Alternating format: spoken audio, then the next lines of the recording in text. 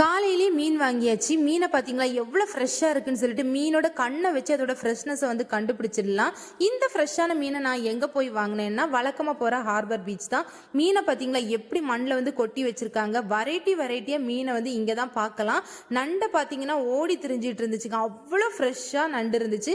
ஆனால் நண்டு எதுவுமே நான் வாங்கலை. 2 டைப்பான மீன் தான் வாங்கிட்டு வந்திருந்தேன். ஒன்று வந்து வளமீன், என்னோட வந்து பேரட் ஃபிஷ். இந்த ப்ளூ கலரில் தெரியுதுல, இதான் வந்து பேரட் ஃபிஷ். இந்த பேரட் ஃபிஷ் வந்து 1/2 kg மேலே இருந்தால் வந்து எக்ஸ்போர்ட் பண்ணிடுவாங்க. இது வந்து 1/2 kg கம்மியாக இருந்தனால தான் ஏலத்துக்கே வந்துருந்துச்சு.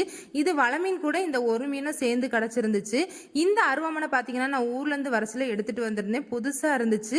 அதனால மீன் ஒன்றுமே கட் பண்ணாமல் தான் வாங்கிட்டு வந்திருந்தேன். நானே எல்லாம் கட் பண்ணிடுவேன் அப்படின்னு சொல்லிட்டு பார்த்தீங்கன்னா மீனை வெட்டணும் இல்லையே என் கையை வந்து கட் பண்ணிக்கிட்டேன். ஒரு ஃபிஷ்ஷை கூட நான் வந்து கட் பண்ணவே இல்லை.